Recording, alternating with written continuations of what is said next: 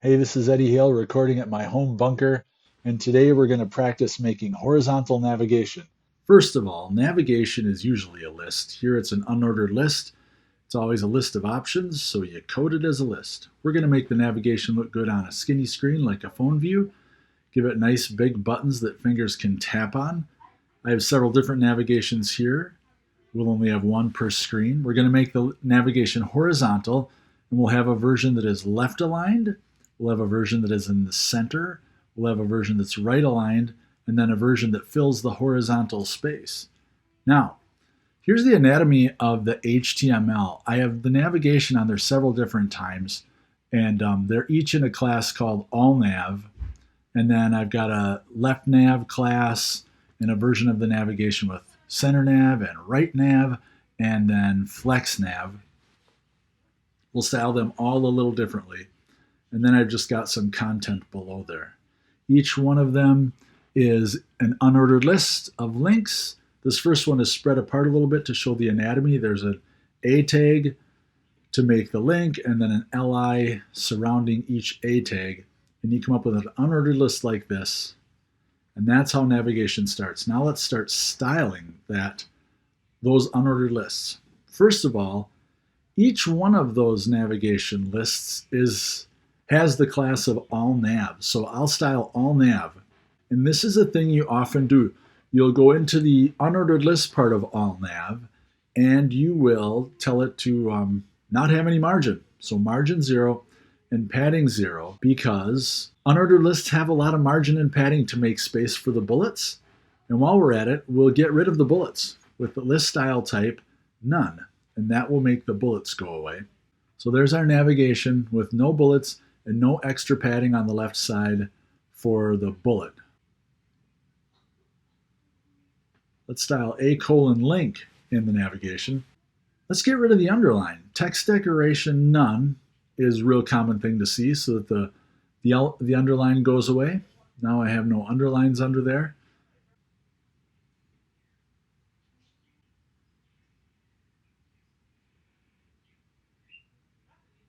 To make the links look like buttons, I will give the list item a background color. And I saved some background colors up here. I'm going to give them a brown background color. Copy that, and I'll paste it in here with the hashtag. That will give the links a background color. If I want them to look more like buttons, I'll give them some margin to push them apart a little bit. So the list items themselves will be pushed apart a little bit. I'll do some small measurement like 0.4 em. All right, so now there's some space between the buttons.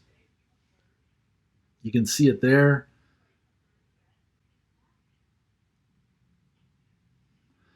I will center the text inside those buttons. You don't have to do that, but it's kind of a common thing to have the text of a button centered inside that button. And now I'm going to go down to the link color, and I'm going to change it to this light green color. I'll copy this, and then I'll paste it in here. Remember, color is the color of the type. So that's going to make my links a light color on a dark background.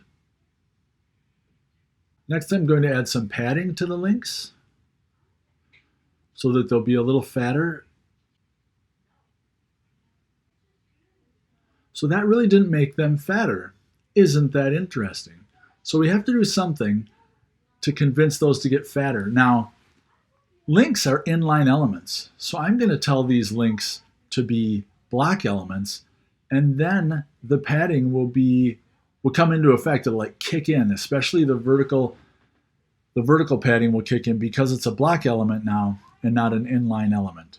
So that's something you'll see a lot in navigation styles. Now I'm going to style the other versions of a link. I'll tell visited to be a slightly different green. I'm going to paste this color rule down here and change the color to a slightly different green. Copy this, paste it here. For usability, the links will have a different color once we visited them. We won't be able to test that because these links don't really go anywhere. They're just placeholder links. I do want to style the hover effect though. So the hover goes after the visited rule. So I'll give them a dark background color. I'll copy this dark brown and I'll paste it in here. And now you'll see the hover effect. The background color turns dark when I hover over those links. So here's an interesting thing. I'm going to cut this display block out of here just to make a point. Please catch this. Look at how small the links are and how they only roll over when I'm on top of the words themselves. And the vertical part of the padding doesn't have an effect, it overlaps. When I tell those links to be block elements, now they take up the whole horizontal space and the vertical part of that padding is respected. Isn't that nice? So you'll often see that display block in a navigation link tag to make it fill up the space. Now, let's start making this horizontal navigation. When the screen is wide enough, these links might as well display next to each other instead of on top of each other. So I'm going to move these down into the media query. Only when the screen is wide. That's what that media query says. Only when the screen is wide. Let's change some things about the navigation. So that first navigation has a class called left nav. So I'm going to make a left nav class here. It should be nav li. I'm going to do something with the list items. I'm going to tell them to display inline block.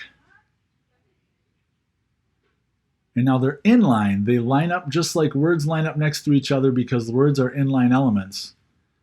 And the inline block makes them still respect the padding, that vertical padding. Now I'm going to do the center nav.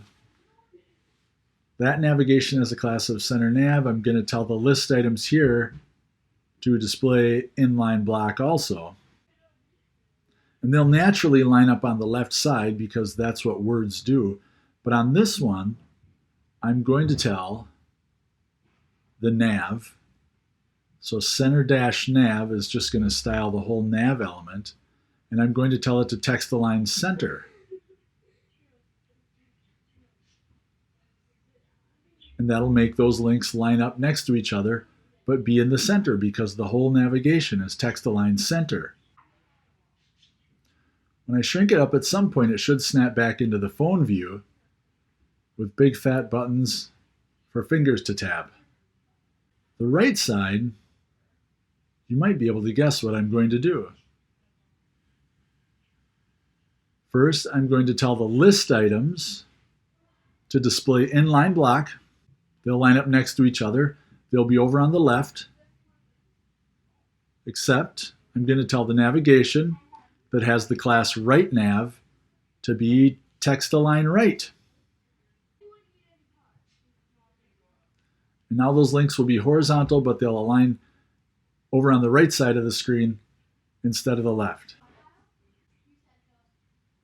All right, so now I'm going to add a little bit more padding because I want those buttons to be wider. I'm going to add extra padding to the right and left. There's almost no change, so I'm going to increase the padding on the right and left to 2M. See how that works? There, they're a little bit wider. I think that's nicer. But now, I think I break the layout, because look how they break to 2 lines, and I don't think that's very pretty. I'd rather have them break to, I'd rather have them go all the way across and be sort of in the phone view again. So I'm going to tell the media query, don't change the layout until the screen is wider. Let's try 50M. So now, nope, it still doesn't work. I need it a little bit wider. Tell the browser, don't change the layout until 55M. And then there's room for all of them to sit next to each other without anyone breaking to 2 lines. All right, let's go down and make this navigation fill the whole horizontal space. So that unordered list is in a nav with a class of FlexNav. It's an unordered list. Oh, so it's an unordered list, and that unordered list has 4 children, and we're going to tell those children to flex. But it's important to know what the children are in. So they're in an unordered list. So I'm going to say FlexNav contains an unordered list. So do this to the unordered list, but only the unordered list in the FlexNav navigation. So what are we going to do? Display : flex. And that's going to tell every child of that unordered list, which is every list item, tell all the children of that unordered list to display next to each other. That's what flexing does. All of your children, tell them to display next to each other. Now I'm going to tell those children to each take up an equal amount of space. So instead of only taking up as much as they need, they're going to fill this space and each of them take up an equal amount. Look at that.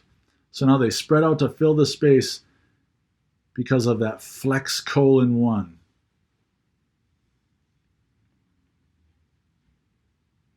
But I've got this idea. They could look more like buttons. You could see where one ends and the other starts. So I'm going to go into the CSS and I'm going to add a little margin. And this will push them apart so they look more like buttons. I'll deselect them here. Yeah, now they look like separate buttons. So that's just a different style. You can make your buttons look however you want. That's how you make horizontal navigation, and you can make it a line on the left, in the center, on the right, or with flex, you can make it fill the whole horizontal space. Thanks for watching. Bye.